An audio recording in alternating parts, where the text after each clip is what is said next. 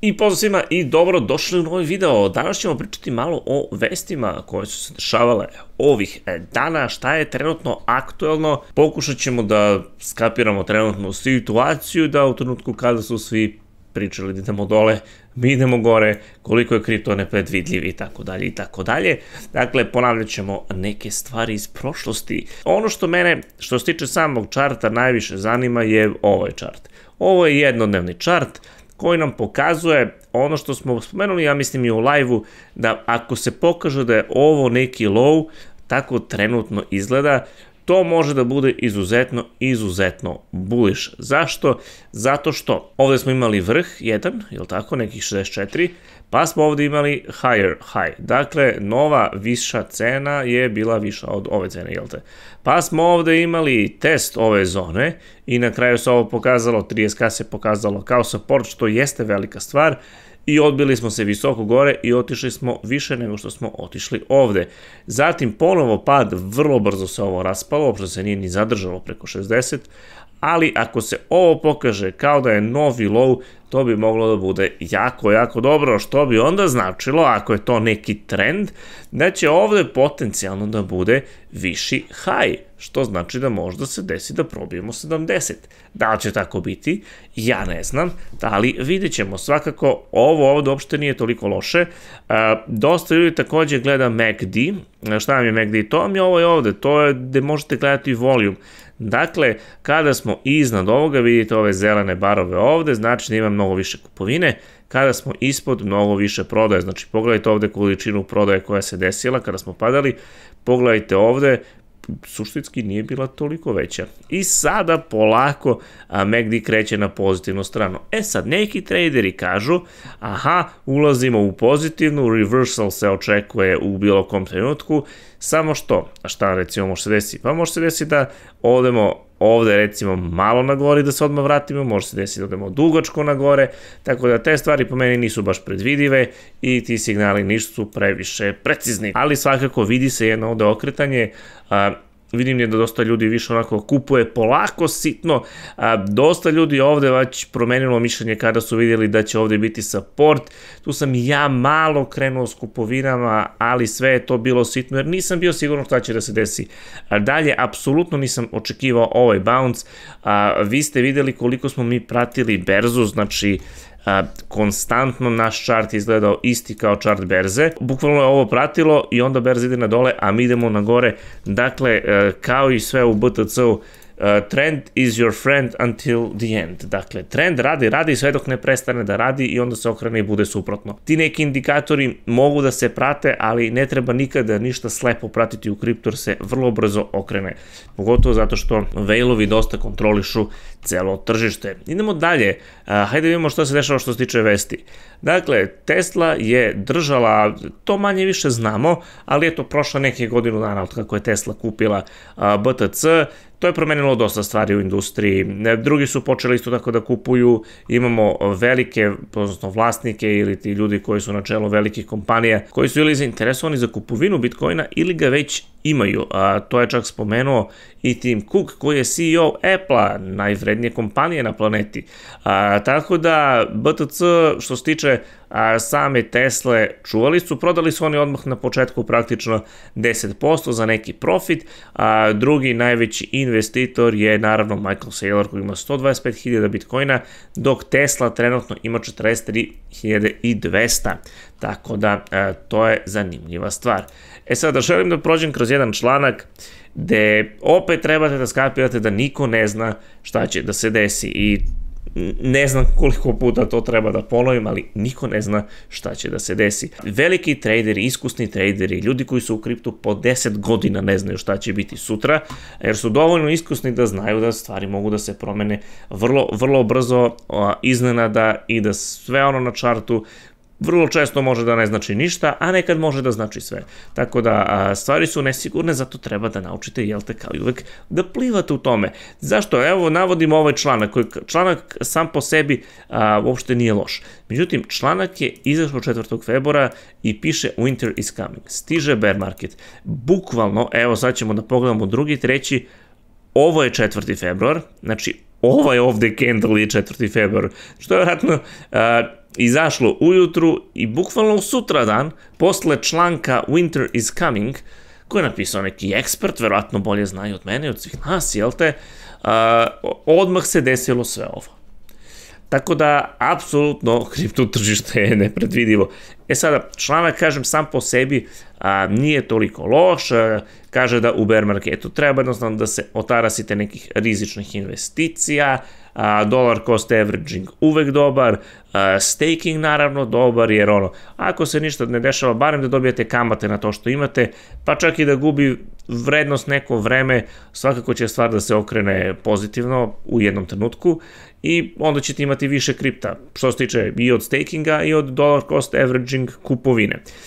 I da nađete neke projekte sa ekosistemima koji rastu. Tako da slažem se, članak jako, jako dobar, samo ispašće loš zato što je loš naslov i u lošem trenutku izašao članak, jer bukvalno kažem sutra je sve skočilo. Idemo dalje. Polygon skupio 450 miliona, videli smo i ogroman skok Polygona, juče čak išao i preko $2 ponovo, oko 20% u zadnjih nedelju dana, dakle, nove pare stigle, nije loše, mislim, sve više u vestima vidite ovako ove velike layer 2, layer 1 rešenja gde skupljaju, ne znam, 100 miliona, 200 miliona i tako dalje za razvoj, tako da očigledno para ima i to je to, mislim, svakako Polygon, zašto smo bullish na Polygon, između ostalog i zbog ovakvih stvari, ali veliki biraju Polygon, vrlo često kao rešenje, mnoge nove aplikacije, DeFi projekti, igrice i tako dalje, idu na Polygon, zato što Polygon jako lepo prati roadmap Ethereuma, što je jako, jako dobro. I samim tim znate da ETH i Polygon idu jedno s drugim. Tako da, zato sam dosta bullish na Polygon i ovakve vesti, jesu za očekivati. Što se tiče Bitcoina, ovdje imamo jednu malu analizu, šta sad treba očekivati, da 40.000 treba da bude dobar retest i slažem se s tim, dakle ovako nešto uopšte nije nerealno očekivati, da smo sad ovde probili, da se vratimo ponovo na 40 i onda ponovo skok na gore, delo je prilično realno, evo malo updateovana mapa, jel te, odnosno chart, dakle možda i ovako nešto može da se očekuje, svakako jako brz skok. Sad, treba spomenuti Ripple koji je imao ozbiljan skok. Da li neko nešto zna što mi ne znamo, a vezano je za suđenje? Ja sam čuo onako nešto sa strane da neki argumenti koje su koristili jeste da im SEC, da su na primjer pitali SEC šta da rade, da im SEC nije jasno rekao šta da rade i da zbog toga su oni uradili ovo što su uradili, gde praktično deo odgovornosti prenose na SEC, koji im jednostavno nije dao clarity, odnosno nije im dao čiste pravne odgovore kako da se ponašaju, što nije slučaj samo kod Ripple-a. Mnogi projekti su pitali SEC šta da rade i nisu dobili odgovor, jer SEC nije znao šta da radi. Čestitam Ripple holderima svakako i nadam se da će se to rešiti u njihovu korist, pa idemo svi zajedno na mesec. Idemo dalje. Simple Math, dakle, jednostavna matematika, proračunala je da Rusija može da skupi do 13 milijardi u porezima na kripto. To sam pričao 100 puta, da ne ponavljam, ali ajde još jednom. Dakle, zabrana neće biti, zašto ne bi uzeli 13 milijardi i plus uzeli glasove mladih koji svakako prihvataju kriptovalute, tu vide veliku šansu itd. Jednostavno ne postoji ni jedan razlog da niko od njih zabrani kripto i to je to. Znači ništa. I inače ova računica je uračunata ako bi porez bio samo 6%. Tako da porez, pitanje je koliko će biti, možda bude i mnogo više, tako da vidjet ćemo. Svakako, naravno pozitivne vesti, imali smo vesti da Indija prihvata kripto sa porezom od 30%, tako da ako gledamo te neke stvari, ovdje skok nije čudan uopšte. Ali idemo dalje. Singapur je primetio 13 puta rast u kripto investicijama u 2021. Da, to je očekivano i što više bude jasnoća, pravnih jasnoća, pogotovo za kompanije, da im se ne bi desilo što se desilo, ne znam, Ripple-u, Library-u, itd.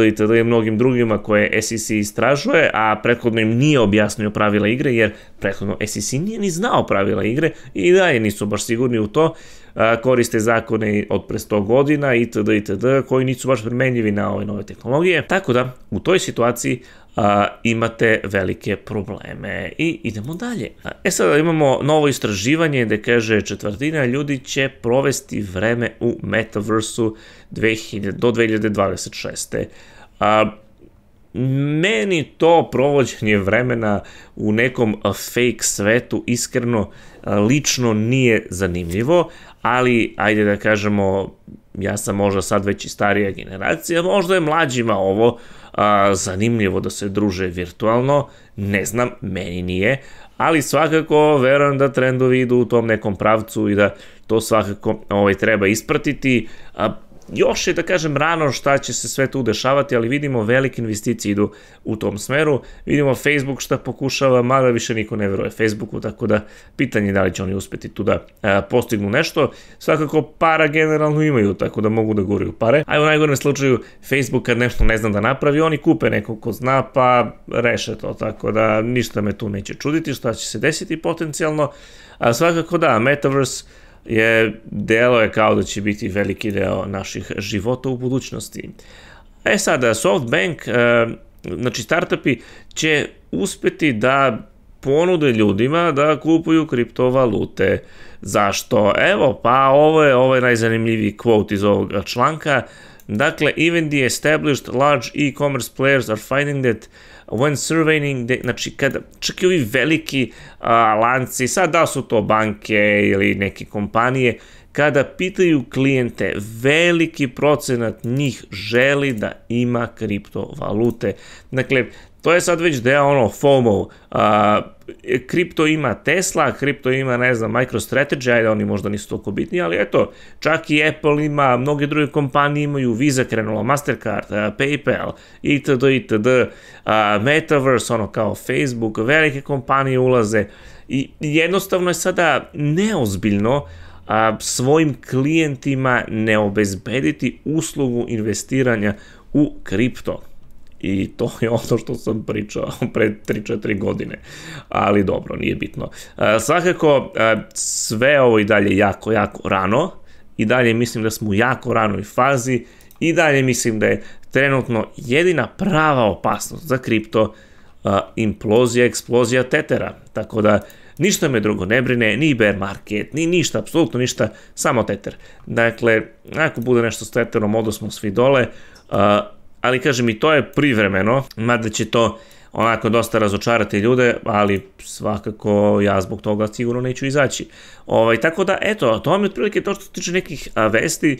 Ima puno pozitivnih vesti u pozadini, vidimo da smo se sada, barem kako to trenutno izgleda, malo odvojili od stock marketa, što je uvek dobra vest, što kaže može da napravi neku obrnutu paniku, da ljudi vide, padaju berze, a Bitcoin skače, daj da se prebacimo vamo.